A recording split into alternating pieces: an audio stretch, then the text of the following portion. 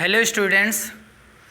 तो class 12th की physics में इस समय हम सब लोग चुंबकत्व तथा द्रव्य नाम का चैप्टर पढ़ रहे हैं और ये इस चैप्टर का 5वां लेक्चर है और इसमें हम सब लोग चुंबकीय द्विध्रुव के कारण चुंबकीय क्षेत्र की जो तीव्रता पढ़ रहे हैं उसका सेकंड केस पढ़ने वाले हैं, यानी किसी चुंबकीय द्विध्रुव के निरक्ष पर चुंबकीय क्षेत्र का मान कितना होता है। तो आप सभी बच्चों का हमारे अपने प्यारे से यूट्यूब चैनल आदर्श डिजिटल क्लासेस पर स्वागत है। चलिए हम शुरुआत करते हैं। तो हमारा पिछले वीडियो जो था उसमें हम सब लोगों ने देखा किसी चुंबकीय द्विध्रुव के अक्ष पर चुंबकीय क्षेत्र कितना आता है और उसका जो सूत्र आया था वो बिल्कुल का बिल्कुल आया था किसी विद्युत द्विध्रुव के अक्ष पर चुंबकीय क्षेत्र, यानी के कांस्टेंट, यहाँ का के जो चुंबक में होता है वो μ0/4π होता है और जो विद्युत में था कांस्टेंट के वो 1/4πε0 था और इनटू में 2p/r³ विद्युत क्षेत्र में था, यहाँ पर 2m/r³ है। वहाँ पर विद्युत द्विध्रुव आघूर्ण को p से लिखते थे, यहाँ पर चुंबकीय द्विध्रुव आघूर्ण को m से लिखते हैं। ठीक है, तो ये हमारा एक क्षण चुंबक है क्योंकि हम क्षण चुंबक को ही चुंबकीय द्विध्रुव कहते हैं, अर्थात चुंबकीय द्विध्रुव को ही क्षण चुंबक कहते हैं। तो किसी भी क्षण चुंबक को चुंबकीय द्विध्रुव कहा जाता है। तो हमने एक क्षण चुंबक ले लिया जिसका S सिरा ये है इसका N सिरा। इसका ध्रुव सामर्थ्य -m होता है और N वाले का ध्रुव सामर्थ्य +m होता है और इनके बीच की जो प्रभावी लंबाई होती है वो 2l होती है। 2l क्यों ली जाती है ये पिछले वाले वीडियो में जाना, ताकि ये मध्य बिंदु से L इधर बचे L इधर बचे। अगर यही L ले लिया जाता तो L/2 आता, इसलिए 2l लिया गया ताकि L इधर आए L इधर आए, आसानी हो, बाकी और कुछ नहीं। अब चुंबक के ध्रुवों को मिलाने वाली रेखा चुंबकीय ध्रुव कहलाती है। ये पहले लेक्चर में हमने चुंबक से संबंधित क्षण चुंबक से संबंधित परिभाषा में देखा।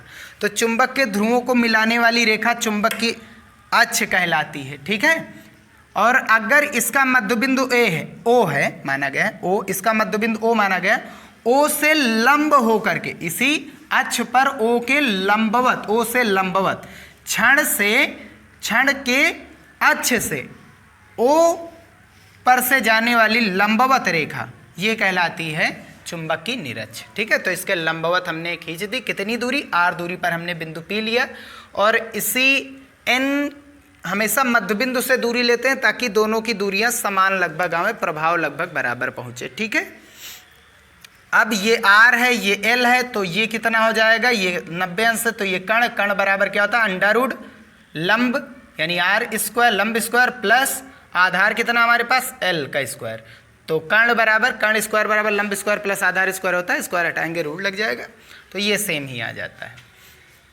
अब S वाले का चुंबकीय क्षेत्र हमने मान लिया BS होता है और उसकी दिशा सदैव किधर होती है, इसी की ओर होती है।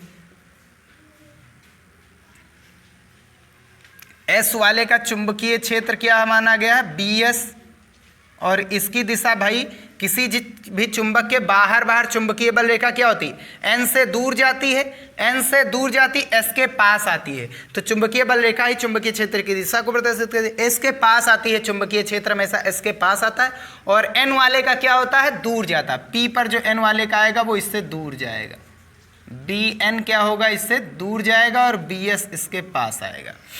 अब ये एंगल अगर हम थीटा दे देंगे नाम और ये एंगल अगर हम थीटा नाम दे देंगे, ठीक है, तो बहिष्कोण कितना हो जाएगा, बहिष्कोण बराबर भाई किसी भी त्रिभुज, एक त्रिभुज बना हुआ है, इसके दो कोण हमको पता है, ये थीटा है ये थीटा है, तो इसके बाहर वाला कोण हमेशा कितना आता है, 2 थीटा।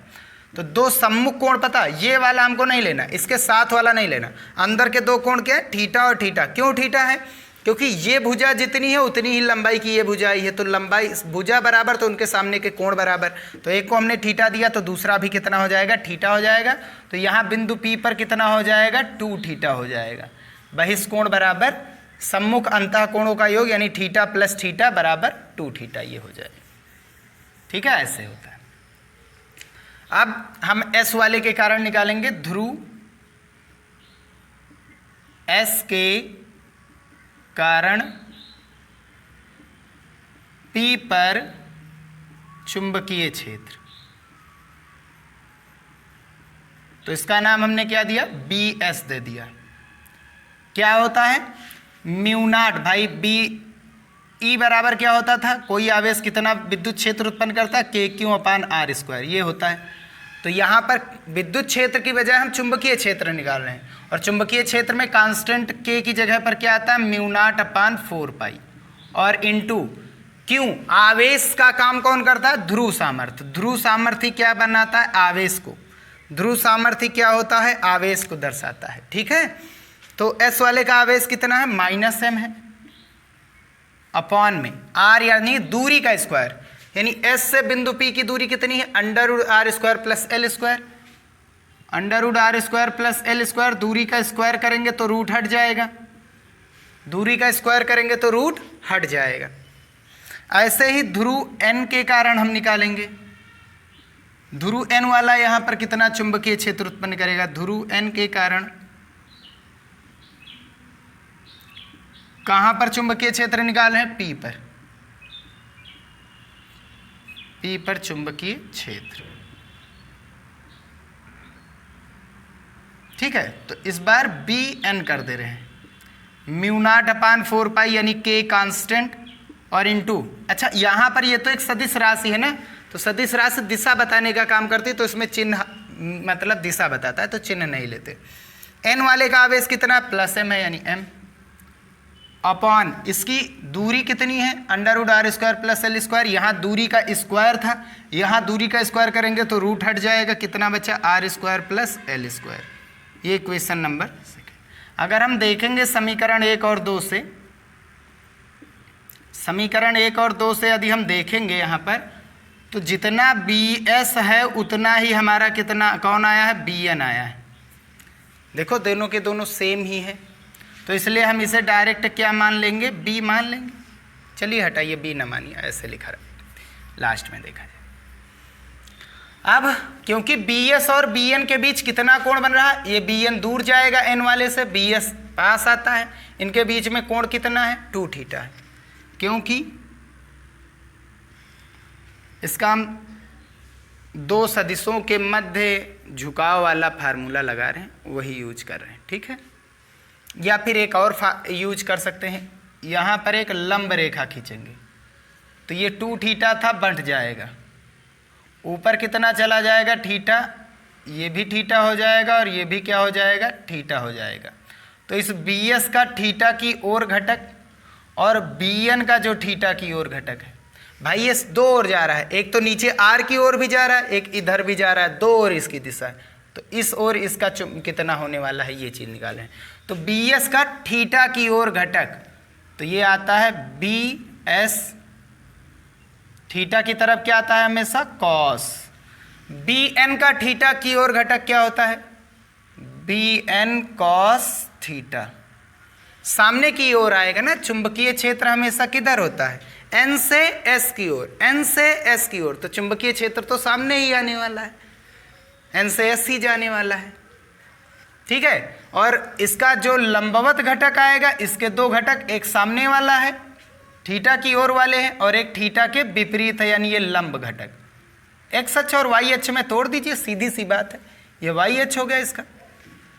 तो इसका BN का थीटा की ओर घटक BN cos थीटा और थीटा के विपरीत घटक क्या आता है, BN sin थीटा। ऐसे इस वाले BS का थीटा की ओर घटक पता, BS cos थीटा, थीटा के विपरीत क्या आएगा, BS sin थीटा। अब हम जानते हैं जितना BS है उतना BN है, तो ऊपर साइन थीटा नीचे साइन थीटा, ये एक दूसरे को क्या कर देंगे, खत्म कर देंगे। जितना ऊपर खींचा जा रहा है उतना नीचे, तो ये ऊपर नीचे जाएगा नहीं, बचा किधर अब, सामने की ओर। सामने की ओर नेट चुंबकीय क्षेत्र, क्योंकि P पर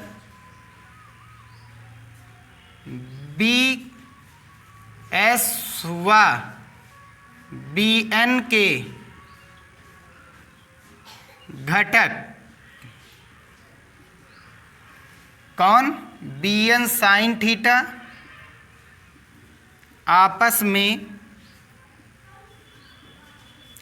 में क्या हो जाएंगे, निरस्त हो जाएंगे। इनकी दिशा एक दूसरे के विपरीत है और इसलिए ये एक दूसरे के विपरीत है, तो इसलिए ये निरस्त हो जाएंगे। नेट चुंबकीय क्षेत्र कितना बचा?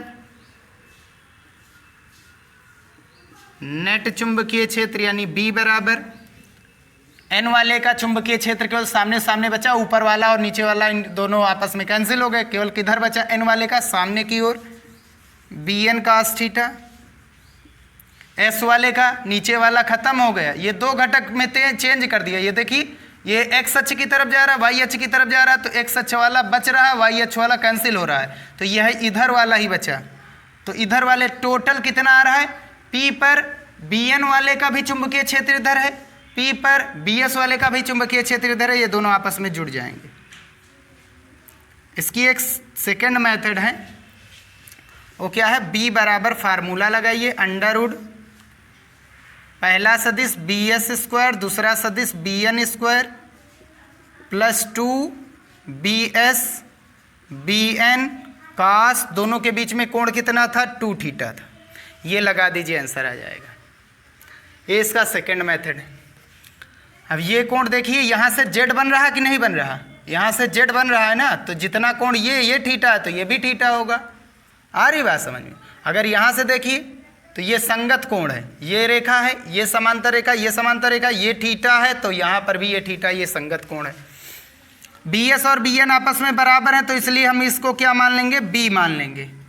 B रहने दीजिए। BS और BN बराबर हैं, तो इन दोनों को आपस में BS की जगह पर BN कर दीजिए।